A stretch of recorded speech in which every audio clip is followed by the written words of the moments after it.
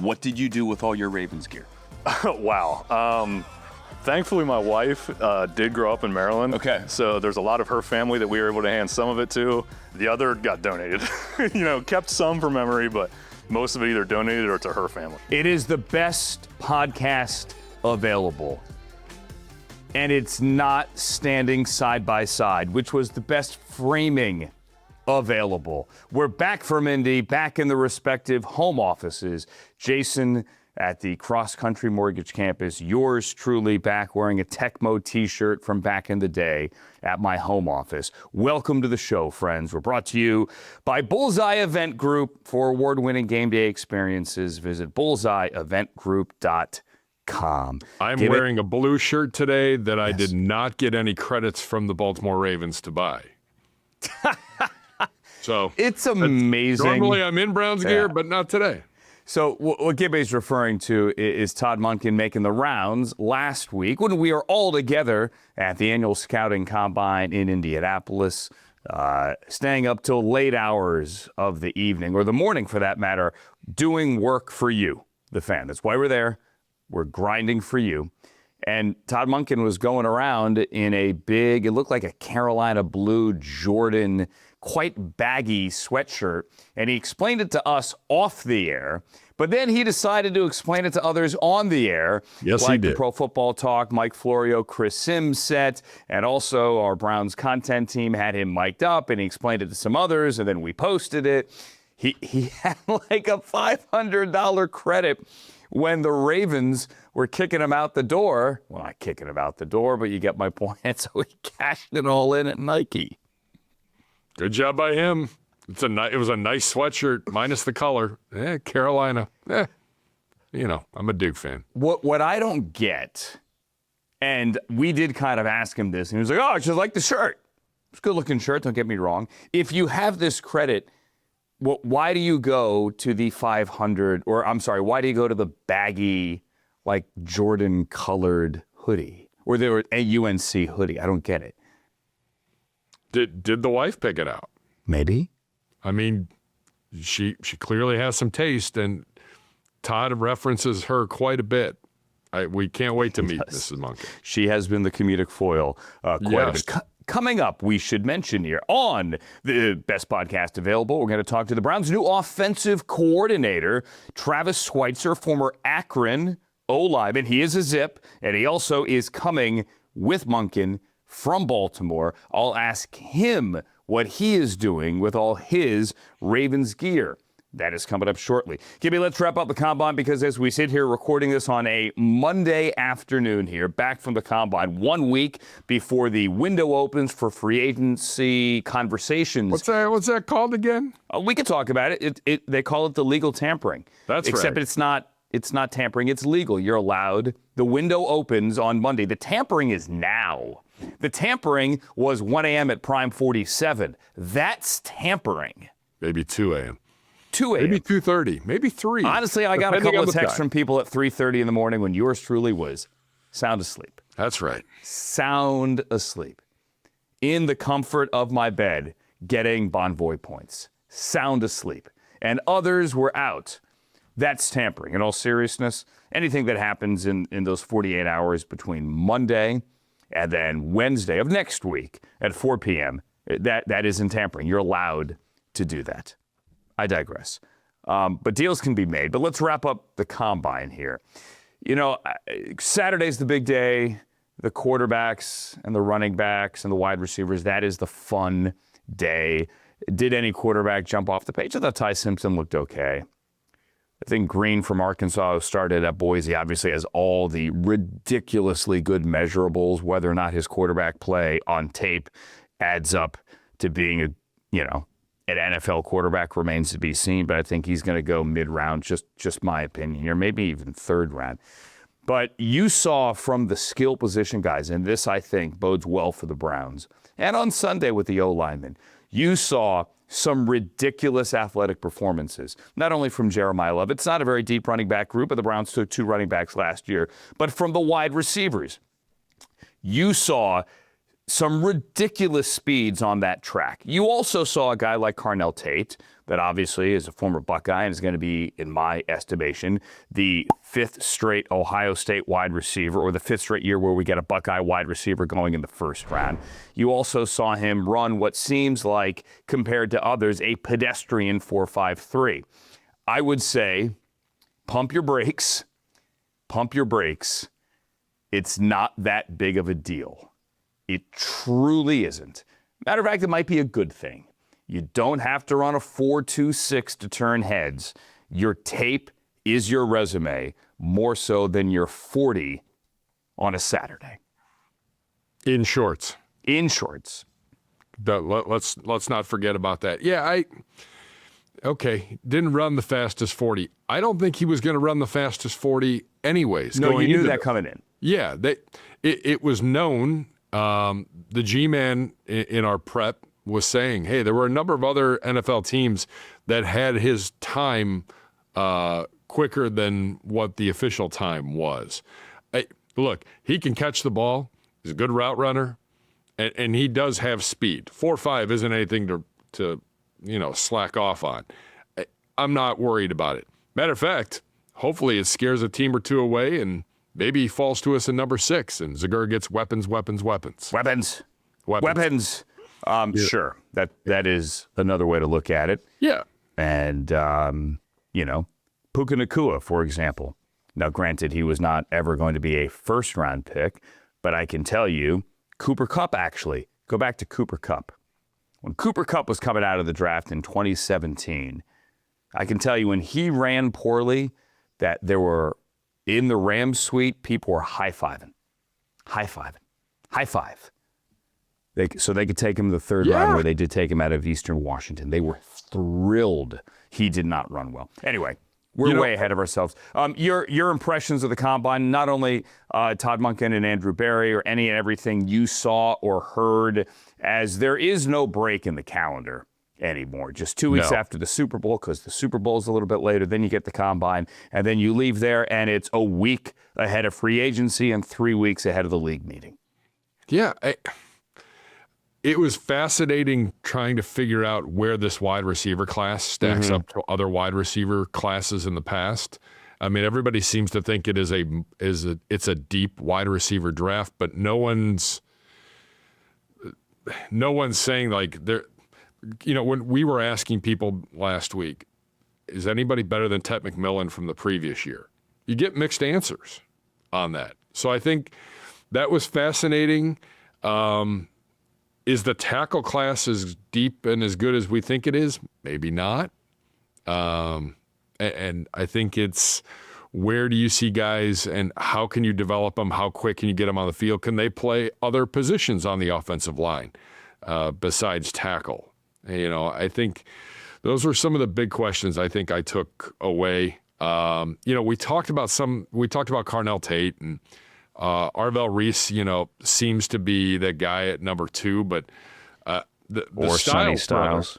Can we talk about the Styles? But the brothers, both of them. Yeah. Because the safety did all right. Lorenzo did okay as well. Let's not forget that Lorenzo played wide receiver for a minute at Notre Dame before he went to Columbus and switched to the other side of the ball too. So he's a different dude. He's more than just a runner. Yeah, he's pretty impressive. And Sonny was, if you talk about the freak performances of the Combine, Sonny Styles showed up and showed out. And the question becomes now, is he a top 10 pick in this draft? Oh, I think he's a top 10 pick. I would pose this question. Is he the first Buckeye off the board?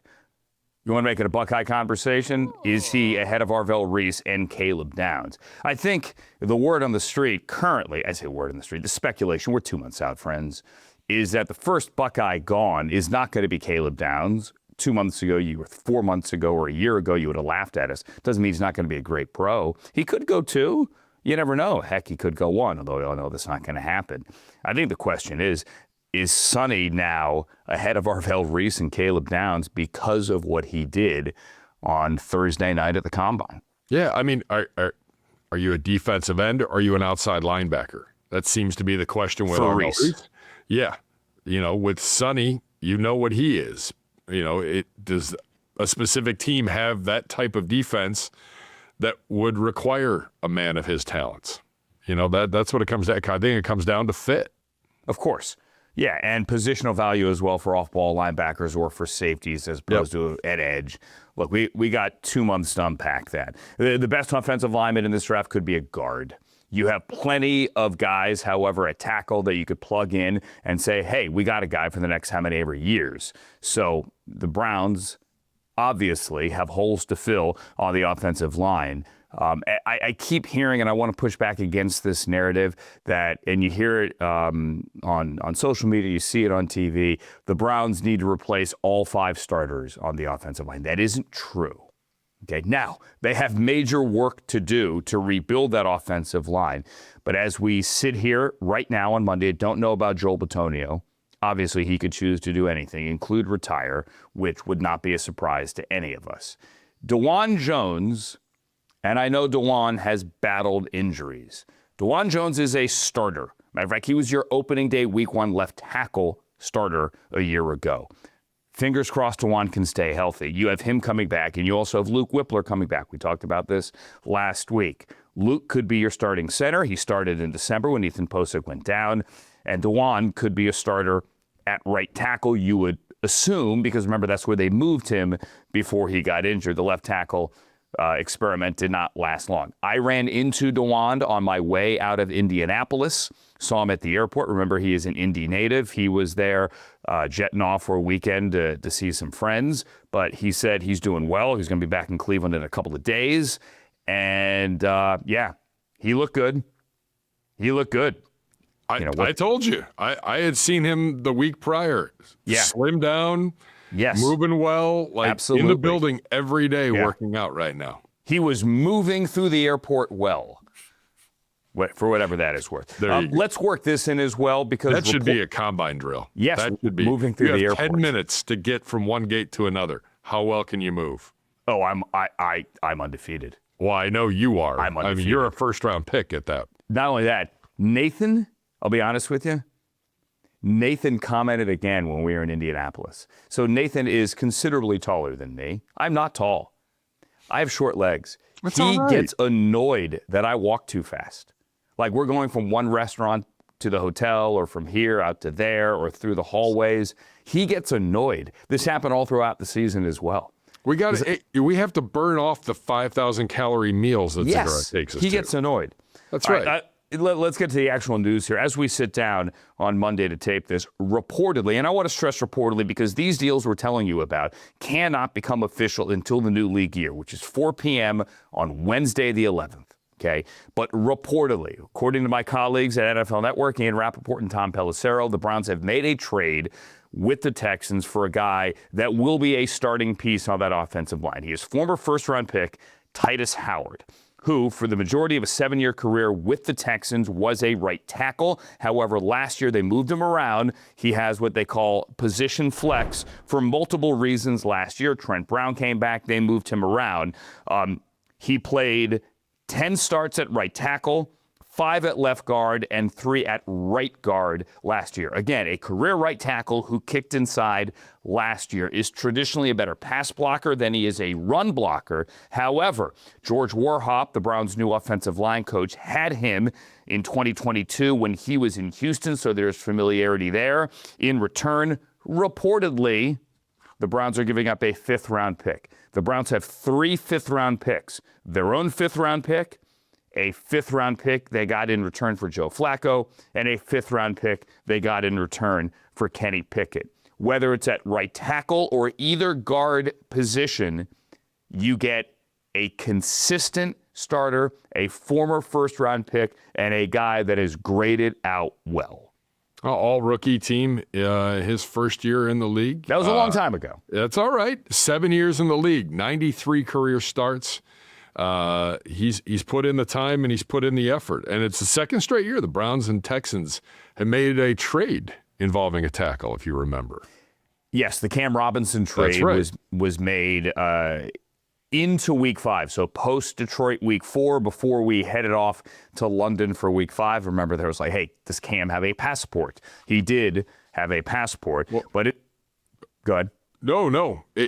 And that's, I mean, you mentioned the pass block versus the run block, and maybe not as great at run block, but the Browns were 20th in pass block win rate in 2025. Got to be able to protect the passer. Yeah, and this speaks to what Andrew Berry had said last week. Is there are many ways to rebuild an offensive line. The best way to do it, or one of the ways to do it, is look what the Bears did last year. It's a combination of young players, trades, and then obviously your draft picks that you will bring in come the last weekend in April. So Titus Howard, the former 23rd overall pick of the Texans back in 2019 out of Alabama State. Reportedly, that will happen. I can tell you, however, with a degree of certainty that we were able to talk to the Browns' new offensive coordinator when we were in Indy. Joining us, and this is kind of cool, the brand new offensive coordinator of your Cleveland Browns. And I'm going to say the name, and you're going to look at me and you're saying, Andrew, you're screwing this up. I'm not. Travis Switzer. That's it. It's good to have you. Appreciate it, man. It's awesome to be here. We're very excited. And that is how we say your name. That is. How often do people screw that up? Minimum 90% of the time. Okay. Yeah. You were just asking me earlier. I respond to Switzer quite often, and we'll have to correct. Okay. But nickname, what's the nickname? sometimes it's Trav, sometimes it's Swites. Okay. Yeah, either one. We'll workshop. Yeah. We'll workshop. He's the new OC. Comes with Todd Monkin. You were there in Baltimore for 9 years. Yeah. What did you do with all your Ravens gear? Wow. Thankfully, my wife did grow up in Maryland. Okay. So there's a lot of her family that we were able to hand some of it to. The other got donated. Kept some for memory, but most of it either donated or to her family. Because it's not like you're going from Baltimore to like Arizona. You're going from Baltimore to Cleveland. Correct. Right. Yeah. Can't wear it. No, you can't wear it. Yeah, can't wear it. But for you, it's a return to Northeast Ohio. You played for 4 years in Akron, all-MAC center here at Akron. How cool is it to be coming back? Awesome. I mean, the life works in funny ways sometimes. Obviously, I have some familiarity with Northeast Ohio, just what football means to this area of the country, what the Browns mean to Cleveland. I saw that when I was at Akron. Take me through the conversation between you and Todd Monkin. Is this something over the years where, hey, if I get that shot one day, I want to take you with me? Or did he just surprise you at 2 a.m. with a text? I mean, we had some conversations, but that was kind of where it was, and I knew that might be a consideration, and obviously would be very excited about it. I mean, I love Monk and learned a tremendous amount from him. Great guy to work for, great guy to work with. So yeah, we had some conversations, but nothing like confirmed or anything. For a guy who started obviously playing, then worked your way up, like from the bottom rung there in Baltimore, to get that shot now as an offensive coordinator, what does that mean to you? Oh, man. I mean, the timeline of when things happen, you often don't have a ton of control over. You just try to do a great job at the job you have and worry about the next one when you get it. But, yeah, this is always something. It's a dream come true for me. It's always something I wanted to do. I'm very, very excited. All right, what does this offense look like? I mean, it's an offense that is going to cater to its players and what they do well. I'm sure you'll ask about that at some point, too. We don't know exactly who that's going to be on the whole offensive side of the ball yet. But it's a fast, violent, physical offense that's going to cater to what our guys do well. And that was really something that Todd had mentioned in his press conference and really tried to convey, because over the years, like, for example, Brandon Whedon, they were kind of, spreading out and throwing 50 times at Oklahoma State. Sure. At Georgia, a lot of backs, a lot of tight ends, a lot of RPOs with you guys at Lamar last year. When someone said, what is a Todd Monkin offense? He's like, whatever I have, we're going to attack with that. Right. And I mean, I think that goes back to the way the system's built in the beginning. I'll always believe in being a multiple guy, or at least have the ability to be multiple. And one of the big reasons I believe in that is so that you can cater to your players and what they do well. You're going to have it in the system to be able to do that. All right, give me your 35,000-foot view of the players that you do have on the roster. As you get in the building and you figure out where to live and you figure out where the coffee is and you get in that office and you look at your roster, what do you see? Yeah, I mean, I'm really excited about the 2 backs we have.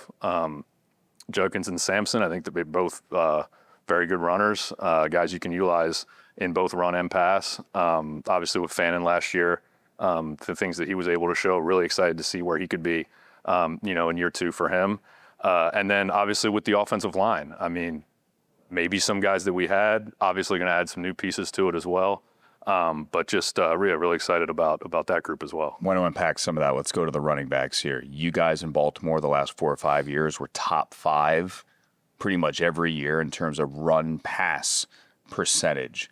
I'm assuming you want to run the football a little bit. Yeah, I mean, I think that your ability to run the ball controls the game. It's really hard to control the game if you can't run the football. So I think being efficient on the ground, and then also what it sets up in the pass game. You know, this game is largely the offensive line and the quarterback. You know, if those two groups play pretty well, you're probably going to have a pretty good chance to win. It allows the other guys to flourish and do their job. So I think running the ball is able to control the game, and then it makes it easier on those two groups as well. All right, give me the 35,000-foot view of the quarterback room right now. I mean, we're excited about the guys we have, you know, and that's all you can worry about is the guys that you have, time being. Obviously, Deshaun, the career that he's had, a ton of respect for him. Shador, what he showed last year, and Dylan as well. I mean, Monk said this in his first press conference. I mean, you don't take a job if you're not excited about the quarterback room. So, yeah, we're excited about the guys we have. And some work certainly with filling some holes on the offensive line. That's obviously been discussed, and Andrew Berry talked about that today on the podium. As a former offensive lineman, what kind of perspective do you bring to that process of rebuilding that unit? Yeah, that they're the heartbeat and the tone setters of your offense. So the first thing we're looking for really with building any offensive line is a play style, right? We want violence. Okay, we want guys running off the ball, moving people in the run game, taking good sets and throwing their hands in pass pro. You know, everything else, sure, there's physical things we'll look for, along with obviously the whole oral scouting department. But those are the things for us that are kind of non-negotiable up front and what we'll be looking to find. As a former center, is it true that the center is always the smartest guy in the room? Of course, I should probably say yes. Of course, right. Yeah, You've heard that, I'm sure, of course. just a few times. No, yeah. I mean, I think that guy's got to be the communicator up front. You know, the tip of the spear is really often him, especially with, okay, let's get out of the huddle. Let's ID the front. Let's make our calls. Get everybody on the same page. Yeah, it's a huge role. And you have a returning center in Luke Whippler coming back from an injury, but a guy that got a chance as a former Buckeye here late in the season to finally get in as a starter. What do you see from him? Yeah, this is one of the guys we're excited about. You know, like I said, there's things we look for, but that play style, the intelligence, okay, especially at that position, and then your ability to communicate. So yeah, we're excited about Luke. There are not many offensive linemen that become coordinators. It's very often the quarterbacks that become coordinators. Sometimes running backs, but there's maybe Andy Snenovich in Green Bay, Clayton Adams in Dallas. Andy Reid, you could argue, was an offensive lineman for 5 minutes at BYU. But what does an O-lineman bring, that perspective bring to the OC position? Yeah, I mean, I think like where you played kind of gets a little bit overdrawn sometimes. I mean, wherever you cut your teeth as a coach is really going to make you the coach that you are, not really your playing time. And really, like immediately, I was moved into a receiver room, the tight end room. I actually have yet to be in an offensive line room as a coach. So Are they trying to tell you something? No, maybe. I'm trying to lose weight, so maybe that's part of it too. But yeah, so I think a lot of that gets a little bit overblown, to be honest with you. I think wherever you cut your teeth as a coach and who you learn from in coaching is going to dictate more about the type of coach that you're going to be than the position you played. But obviously, as a former offensive lineman, the importance in that position, we were just talking about it. Like I said, it's the heartbeat and the tone setters of your offense, and in some cases of your team. So I think that this organization values the offensive line, and obviously I do as well. And finally, coming full circle here, kind of back to the entire Baltimore thing. You are staying in division, obviously. You know the style. You talk about the violence that you want from your offensive line and the explosiveness from this offense.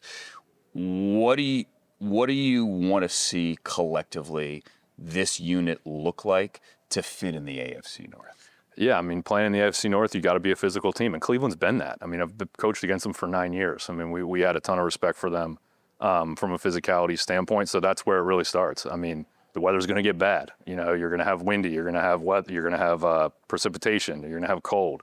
So it has to be a physical team that will go back to what we were talking about earlier about running the ball and being able to control the game. Certainly, that's a big part of it as well. Yeah, we had some weather last year and the year before and the year before that. But yeah, obviously, this is what this team needs to be built for. Those conditions you guys have it in Baltimore, we see it in Pittsburgh. I mean, it's obviously that's part of the game. No question. Yeah, no question. Travis Switzer, everybody, get it right. Welcome to Cleveland. We appreciate you. Thanks, man. Excited to be here. Don't throw all your Ravens gear away, you give it to friends and family. Somebody will wear it. Good job out of him. Gibby, let's look forward. I know we mentioned earlier that we're a week away from free agency and all of that stuff. The only thing I know Browns fans, a lot of Browns fans, the ones that hit me up when I'm walking through an airport or running through an airport or wherever I am. The only thing we want to talk about, obviously, is the quarterback and trying to make sense of what Andrew Berry and Todd Monkin said last week. I think they were both pretty honest. I don't think a lot of translation is needed there. You have 2 quarterbacks in the building, 3 in the building that are going to be able to compete for the job. Might they add somebody? Yes, certainly. But you can't project what they might do in the draft at 6, at 24, although we all agree a quarterback at 6 seems unlikely, or at 39, or wherever until we get through free agency, because you simply don't know. And may I remind people that we had gotten through free agency last year, well through it, at least the big part of free agency. And all of a sudden, Joe Flacco's on the golf course, and his phone rang. So when you think you know all the answers, sometimes more questions pop up. That's right. There's a lot of questions as to who the Browns might go out and get. I would also say this. You mentioned Bitonio. We're watching to see what happens here over the next 7 to 8 days with that. But then you're also watching, can the Browns get Devin Bush back in the building? Can they keep him? I mean, that's arguably the biggest free agent this football team has. Outside of Bitonio. Can they keep Devin Bush? What will happen with MJ Emerson? Andrew Berry was asked about it last week, and not one way or the other, which leads you to wonder what's happening there. So I think the coaching staff wants him back, and I think the front office wants him back. But what's the price tag on that? So. Well, you can't have too many good corners. You already have Tyson Campbell under contract, a deal that was given to him by the Jaguars, by the previous administration at Jacksonville. One of the reasons that this administration, James Gladstone, the GM, and Liam Cohen, the head coach, decided to move off him. They're playing a different scheme, and obviously he was great for the Browns, and you love that you have him there. For my money, you can't have too many good corners, especially in this division, when you have Jamar Chase and T. Higgins down the street, when you have Lamar Jackson slinging it in Baltimore, when you have, who knows, and who knows what the offense is going to look like in Pittsburgh. Yeah. But you get my point. You can't have too many of them. MJ's a tough one because the injury happened in late July, early August during training camp. But that was also the best time for it to happen for a guy hoping to get healthy for this year. He is moving. Right, he is recovering, and you would have to hope that he is good to go come August or September. It really comes down, in a lot of these negotiations, is, what kind of show of faith does any team want to give you that coming off that injury, you can return to performance? There's a difference between return to play and return to performance. Yeah, I think the same thing. We've talked about the one thing that was said last week was maybe, we'd like to get Ethan Posick maybe back. Well, that's a gentleman that was hurt in season. Unlike MJ at the beginning of the season before a snap had even happened, Ethan's timetable for recovery may be a little bit longer still.